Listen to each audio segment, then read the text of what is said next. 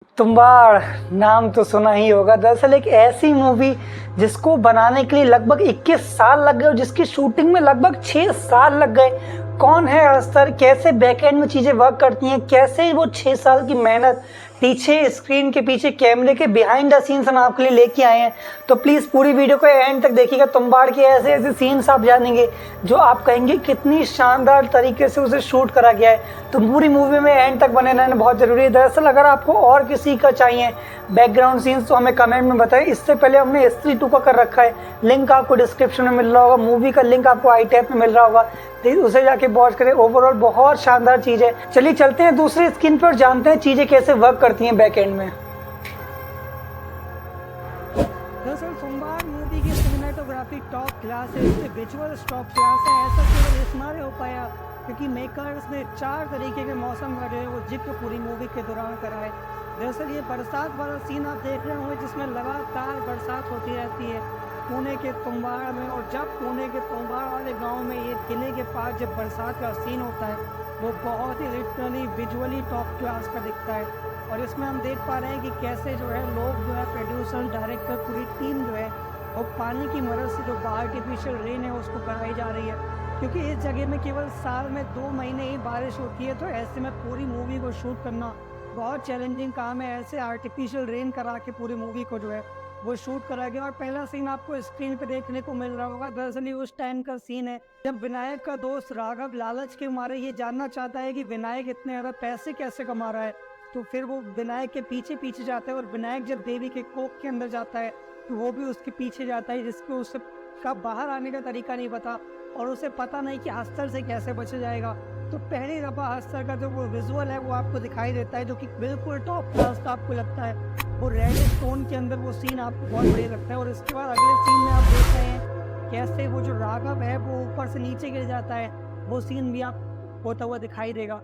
और इसके बाद जो अगला सीन है वो आपको देखने को मिलेगा, विनायक जो है ये देवी की कोख पे जाता है तो अस्तर कैसे उस पर अटैक करता है, वो वाला पहला सीन आपको देखने को मिलेगा। दरअसल देवी की कोख दिखाने के लिए एक सेट तैयार करा गया जिसमें पियोफोम नामक जो कारपेट आता है, जो मटेरियल आता है, उससे पूरे सेट को बनाया गया। और उसकी जो वेन्स दिखानी थी उन वेन्स को पाइपों के द्वारा दिखाया गया। पाइपों में पुशिंग करके उस पर प्रेशर डाल के उसमें हवा भर के वो जब फूलती थी तो पूरा सीन जो था वो क्रिएट होता था, जो कि कैमरे एंगल से जब हमें थिएटर्स में दिखाया गया तो हमें काफ़ी ज़्यादा विजुअली इम्पैक्टफुल वो सीन लगा। जैसे पूरे सेट को बनाने के लिए, पूरी कोख को बनाने के लिए बहुत ज़्यादा मेहनत करी है मेकर्स ने, जो कि साफ साफ दिखाई दे रहा है। दरअसल इसके बाद अगला सीन हम देखते हैं क्लाइमैक्स में, जब वो जो है मतलब विनायक अपने बेटे के साथ देवी की कोख के अंदर जाता है तो बहुत सारे अस्तर उस पर जब हमला करते हैं तो उस सीन को आप देख सकते हैं कैसे वो पाउडर वगैरह उड़ाते हैं। तो जो बहुत खूबसूरत क्लाइमैक्स मेरे को इंडियन सिनेमा के अंदर जो है किसी मूवी का इम्पैक्टफुल क्लाइमैक्स मेरे को तुम्बाड़ का लगा। दरअसल आपकी जानकारी के लिए बता दें कि ये जो बंगला है तुम्बाड़ का जो वाड़ा है, ये ऐसा वाड़ा देखा गया जहाँ पे लगभग बहुत सालों से कोई गया नहीं।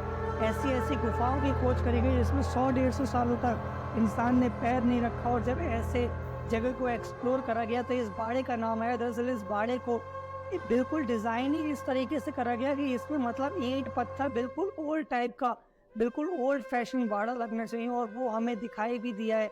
जितने भी अगर आप इन मूवमेंट देखें सुरंग के बहुत बड़े तरीके से जो है वो पूरी मूवी के दौरान कैप्चर करे गए, जो कि वाकई में काबिल तारीफ़ है।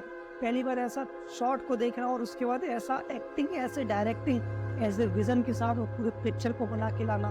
दरअसल अगले सीन में हम देख रहे होंगे कि विनायक का छोटा बेटा यानी शिवा शिंदे जब दीवार से गिर जाता है तो उसका जो सीन होता है वो आपको देखने को मिल रहा है कैसे बैक एंड में चीज़ जो है वर्क कर रही है। और इसके बाद सीधा हमें अगला सीन जो है वो देखने को मिलता है विनायक का, जो कि एंड में अस्तर के श्राप से ग्रसित हो जाता है। तो वो जो सीन है वो आप मेकअप देखिए, विक्रांत का क्या शानदार मेकअप उन्होंने जो है वो करके दिखाया है। दरअसल आपकी जानकारी के लिए बता दूं कि ये जो विक्रम है इन्होंने अपने लगभग 8 kg वेट को मेंटेन करके रखा। लगभग 6 साल इस शूटिंग को जो चलाया गया और सबसे चैलेंजिंग काम ये था कि अपने वेट को जो है 8 kg कम करके मेंटेन करके चलना था, जो कि हेड्स ऑफ में सर ऐसे एक्टर को, हेड्स ऑफ पे ऐसे ग्रेट आदमी को जिसने इतना बड़ा काम करा। दरअसल हस्तर के बाद सबसे ज़्यादा इम्पैक्टफुल किरदार जिसका लगता है वो दादी का किरदार है।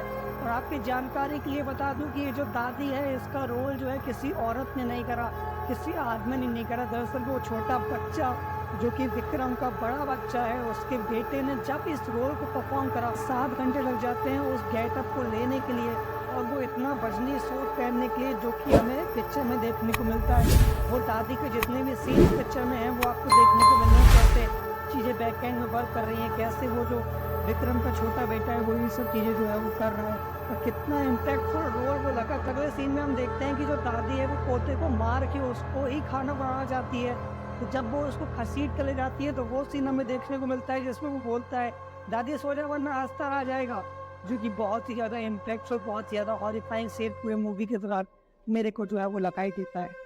और आपकी जानकारी के लिए एक और बात बता दूं, दरअसल ये जो अस्तर का जिसने रोल करा है ये कोई CGI कोई VFX के द्वारा रोल नहीं करा गया। दरअसल ये एक रियल आदमी जिसको गेटअप दिया गया अस्तर का और अस्तर के साथ उन्होंने जो रोल है वो निभाया, फिर उसको बाद में CGI और VFX की मदद से जो है वो एडिट और कट वगैरह करा गया, वो लाइटिंग वगैरह को मैनेज करा गया और सबको पूरा कंबाइन करके जो हमारे सामने सीन रखा गया अस्तर का, तो विजुअली एक कल्ट क्लासिक सीन बन जाता है। अस्तर का जो श्राप है उस श्राप के बारे में मूवी बहुत अच्छे तरीके से बयां करती है।